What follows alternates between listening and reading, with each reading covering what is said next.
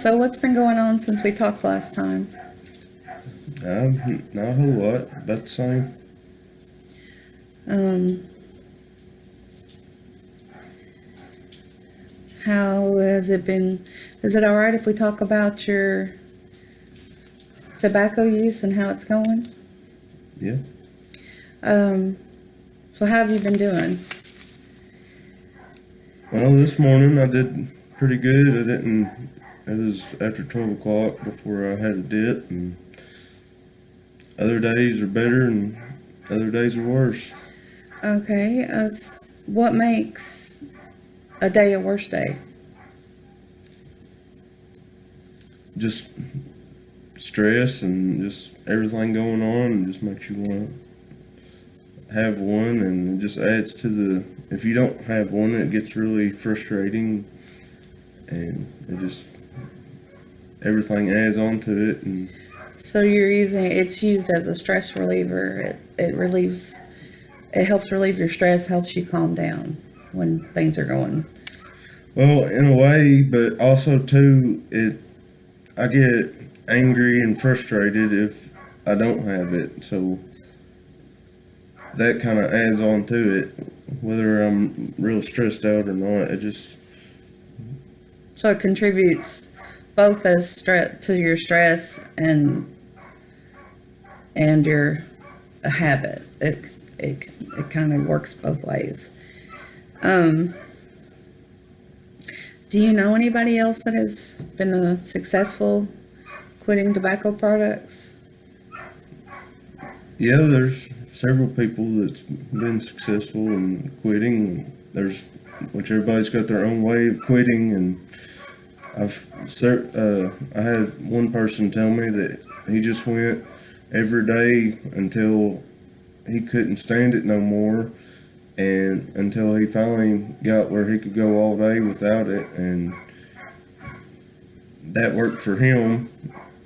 But trying to do that myself, I get angry and I get frustrated, and I don't know, I just turn into a different person when I don't have it, and it's kind of torturous for everybody that's around me at the time, and I kind of jump on them and everything else, but one day at a time. So, but you talk about the people you're around. Does your family support you quitting tobacco products? Well, yeah, my family they do, and but my friends and stuff they still use tobacco products, and they still smoke and stuff around me, and which it used to bother me a lot more than it does now when I first quit, but now it don't really bother me as much. Okay, well, that's good that it's not bothering you as much.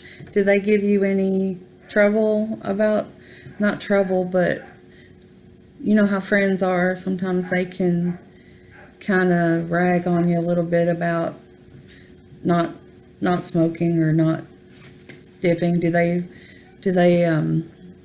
respect your decision that you're trying to quit? Yeah, but I think that's just how friends are, or guys especially. They just kind of, well, guys especially, they like to kind of ride each other on each other's downfall, and that's just how guys get along and stuff. But I think that they're they support me, but they want to be. They don't know. They they're trying. They want to quit too, but they don't know how, or they don't know how I'm doing it, or they don't understand what I'm going through, or all that good stuff. Well, it's different for every individual person. Um, so, out of this last 2 weeks, have you used tobacco products every day? Yeah, I've used them every day, but I've slowed down quite a bit. Where used to like a can would last me like maybe a day, or back when I was smoking a pack a day or something. Now I can make a pack or I can make a can of dip last me like 2 to 3 days. which is really good. That's about maybe 3 to 4 dips per day. That's very good. Especially, it sounds like you've dropped down by at least a third. And I mean, you're only doing about a third of what you were doing before. That's very good, actually. So you're kind of weaning yourself off of it, and instead of trying to do cold turkey like some people suggest, which actually that's a very good way of doing it. You know,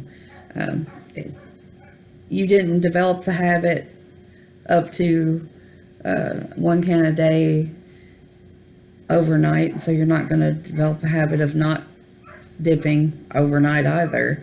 So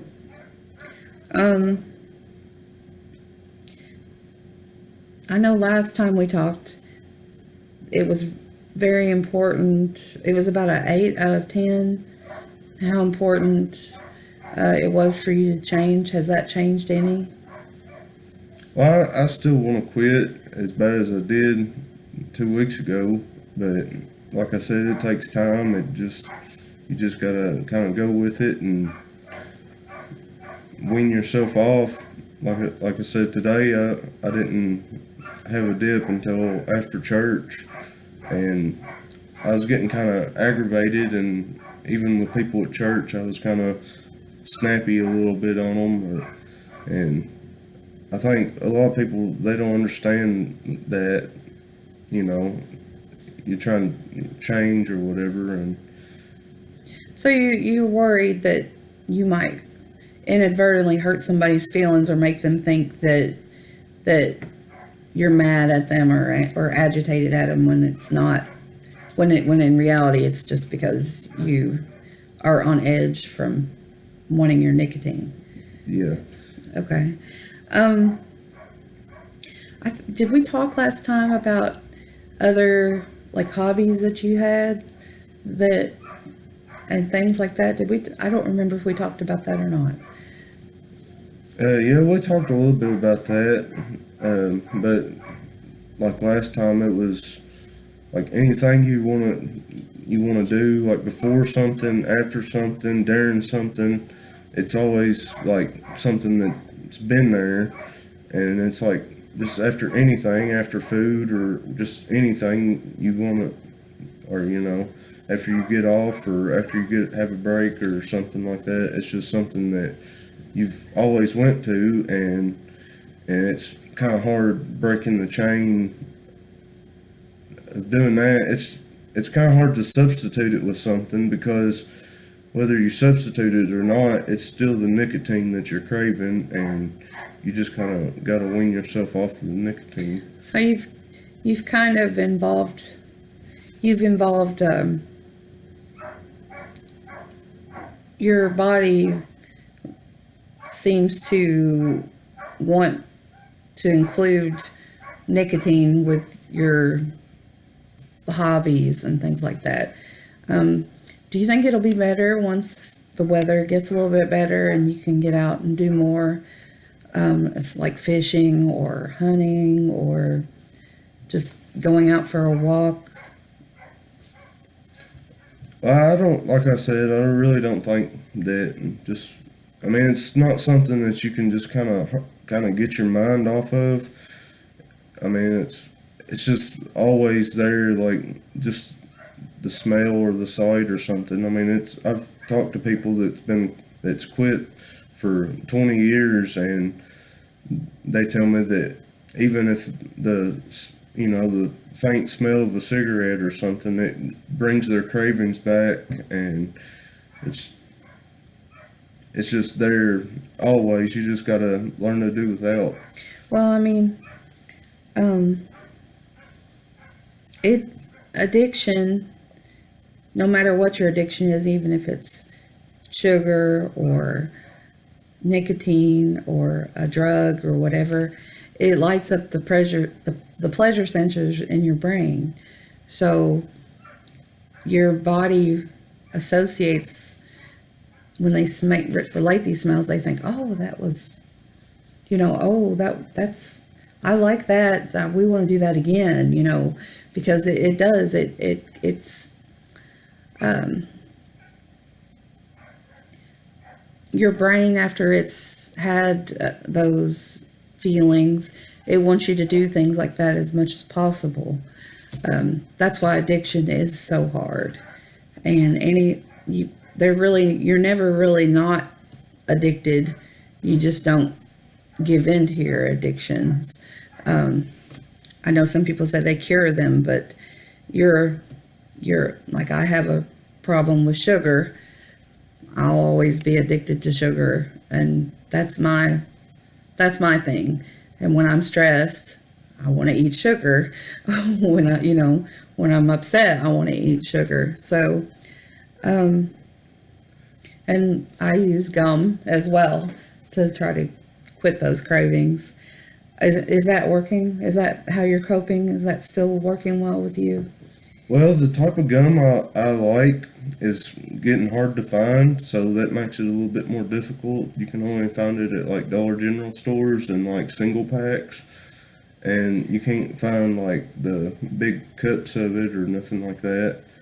You used to be able to buy it at Walmart and stuff like that, but I guess I'm one of the few that likes this flavor, and it's just like my flavor of gum that I like, and it that kind of makes it more difficult. And also too, like when I'm eating or something, and I don't want to, where right after you eat, you want the nicotine. I've noticed too that I will just kind of keep eating even though that I'm full, or just just to kind of try to get my mind off the nicotine or something. I'll just keep eating and eating and eating or something, and that's another worry I've had, but because I don't want to just swap it out with eating all the time. That that can be a problem with you can end up substituting one addiction for another addiction. A lot of people they do gain weight after they quit smoking or using tobacco products, because that also satisfies the pleasure centers in your brain. And I know it can be really aggravating when something that's working so well quits being available on the market. And that has to increase the stress that you're feeling, because that's one thing you found that kind of works. So now that you can't find that, it has to be very hard on you when you're thinking about it. And I know it's just a type of gum, but still that's a big Well, issue. with the gum, the flavor that I found is kind of close to like what, it's not really what my dip would taste like, but it's kind of like the closest thing. I mean, it's kind of like being like Grizzly or Copenhagen or something like that. Everybody's got their own flavor, even if you got like Grizzly Wintergreen or Copenhagen Wintergreen or something like that. It's still their flavor. That's what they like, and that's kind of the same deal with the gum. And yeah, it does make it a little bit more stressful when you can't find the gum that you're looking for, or Yeah, that's gotta be hard. Have you tried looking on the internet or anything like that for it? Or asking your family and friends to keep their eyes out for it and see if they find it anywhere? no, like I said, but you can usually find it in the single packs at like the Dollar General, but that is like the only place I've been able to find it here lately. And usually they keep it in stock, but I don't know if they're trying to do away with it, or because you can't find it at Walmart or no other places that I've seen that you can find this type. And also it's Trident White Wintergreen, and just the Trident Wintergreen doesn't taste the same.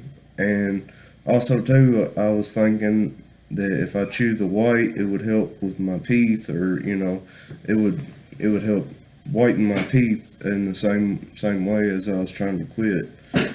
So you were thinking that it would have an additional benefit of helping take stains away from your teeth that the tobacco has caused. Yeah. Okay. Well, have you given any thought about how you're going to handle things until we meet again? More gum. More gum. Yeah, that's very good. And then maybe before you decide that you want to use tobacco again, do you have anybody that you could maybe call or talk to, and you think that might help you take away your craving? No, probably not, because I don't really like talking on the phone or anything like that, and usually when I talk on the phone, they get me more aggravated and all that good stuff. Oh, I understand. Well, just try to think of some other things that you might be able to do to cope with this problem before the next time we meet. Just give it some thought. Just think about some of the other things that you can do besides the gum, because just think about it in the worst case scenario. If they did phase out that flavor, what you can use maybe to back that, to be there as a backup plan. So, but you've done really well, and you've made a lot of progress since we first talked. So I think that you're on the right track. You just have to keep doing the things that you found that work. So we'll meet again in a couple of weeks. Thank you.